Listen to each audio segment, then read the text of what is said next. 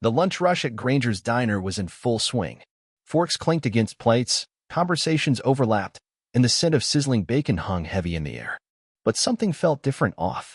Amid the clamor and chatter, in the far corner by the window, sat a man who didn't quite belong to the usual rhythm. His name was Clyde, an old biker with leathery hands and a slow, deliberate way of moving.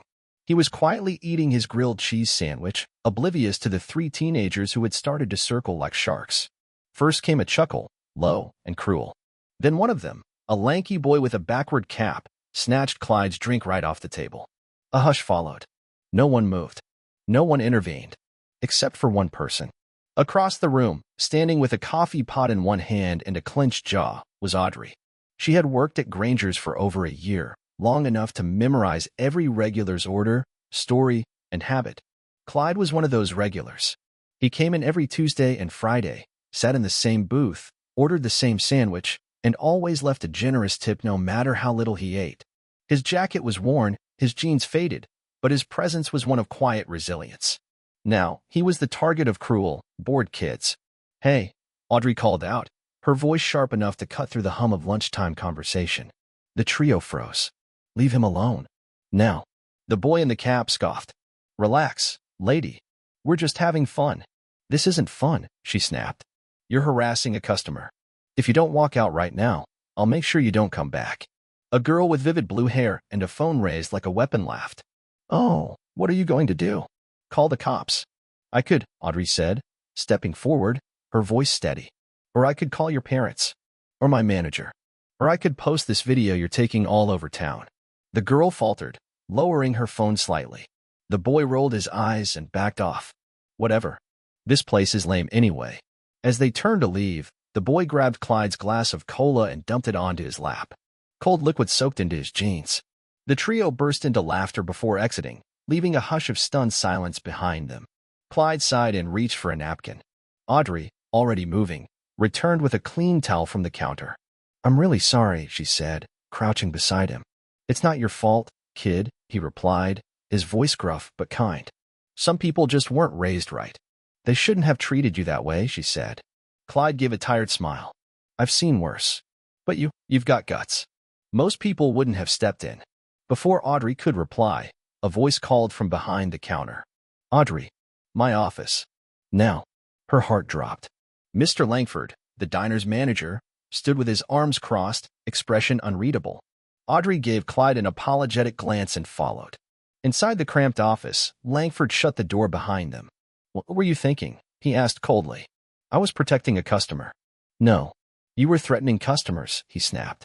"Those kids have parents. Important ones. Who come here. We can't afford to lose business because of something like this. So I should have just stood there and let them bully him? You should have let me handle it." "But you didn't," she said, anger creeping into her voice. "You were right there, and you did nothing."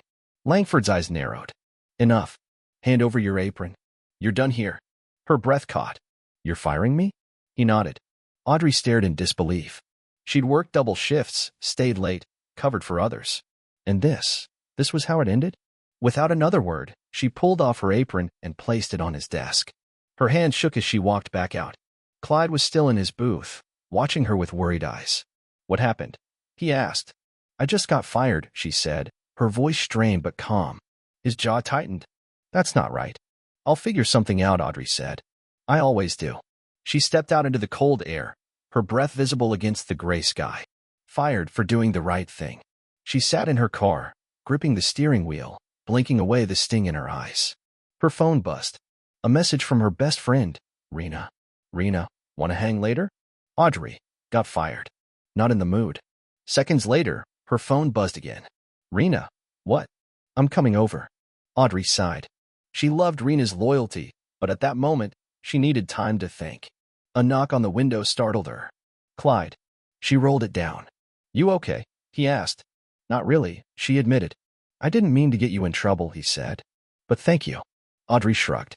It was the right thing to do. He looked at her for a long moment, then pulled a card from his jacket and handed it to her. "If you ever need anything, call this number." She looked at it. Just a phone number, no name, no title. "What is this?" "A lifeline," he said. Before she could ask, he gave a nod and walked away, his boots echoing across the pavement. Audrey tossed the card onto the passenger seat. She needed to focus on finding a new job, not on mysterious phone numbers. She drove home, mind racing with bills, rent, expectations. Then came the sound. Motorcycles. She looked in the mirror, dozens of them, maybe hundreds, roaring down the road in a sea of chrome and thunder, heading straight toward the diner. When she got home, her phone buzzed again. Rena, Emma. Check Facebook now. Frowning, Audrey opened the app. There it was. The video. The blue-haired girl had uploaded it. Clyde being bullied. Audrey stepping in. Her getting fired. The caption read, "Waitress defends elderly vet gets fired." Thousands of comments. Hundreds of thousands of views. People were furious. She did the right thing. This is disgusting. Boycott this diner. And then a live stream popped up. Audrey clicked. The camera shook as the person whispered, "You're not gonna believe this." Hundreds of bikers. Right now. Pulling up to the diner. The shot panned, motorcycles everywhere. The entire parking lot full. At the front of them stood Clyde. Audrey's phone buzzed again. "Unknown number. We've got your back." She froze. "Who is this?" she asked aloud. A reply came. "Let's just say you made some new friends today." Audrey stood, stunned. Her hands trembled. Rena called, breathless. "Girl, this is insane. You're everywhere. People are standing up for you." "But why?" Audrey asked. "Because you stood up for someone who couldn't. And now they're standing up for you." Another text. "Come to the diner." Audrey hesitated, then grabbed her keys and ran. When she got there, it was unlike anything she'd ever seen. The entire block was filled with motorcycles and people. Men and women in leather vests stood like an army. Conversations fell quiet as she approached. Then applause. Cheers. Her name being called. She spotted Clyde near the front. "What's happening?" she asked, overwhelmed. "You stood up for me," he said. "Now they're standing up for you." A tall man with a tiger tattoo stepped forward. "You her?" he asked. Audrey nodded slowly. "Name's Hawk," he said. "President of Iron Brotherhood. You got guts. You earned respect." She glanced around. "I never expected this." "Your boss made a mistake," Hawk growled. At that moment, Langford stepped out of the diner. His face was pale. "This him?" Hawk asked. Audrey nodded. Hawk didn't need a mic. His voice thundered. "This man fired someone for protecting one of ours. He sided with bullies." Langford tried to defend himself, but no one listened. Hawk pointed to the crowd. "We've got money, power, connections. No one eats here again." Langford panicked. Wait. Audrey, I'll hire you back. Raise your pay. I'll fix this." She looked at Clyde, at the sea of people who had come for her, and she said, "No, I don't want your job." The crowd roared in support. "But I do want an apology," to Clyde. Langford stammered. I'm sorry. It was wrong." "And those kids?" Audrey asked. "They're banned. Forever." Hawk nodded. "Smart move."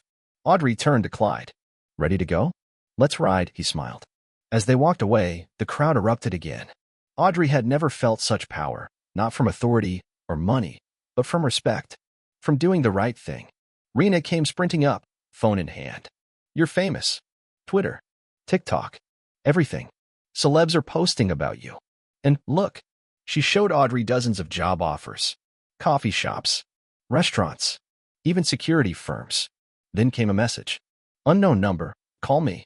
I've got a job offer for you." Rena called it immediately. "Glad you picked up," said a smooth voice. "My name's Everett Cross. I run a protection agency for high-profile clients. We saw what you did. We want you." Audrey blinked. "Are you offering me a job?" "No," Everett said. "I'm offering you a career." Clyde smiled. "Told you it was a lifeline." That morning, Audrey had walked into the diner expecting a normal day. By nightfall, she had a new future. All because she refused to stay silent.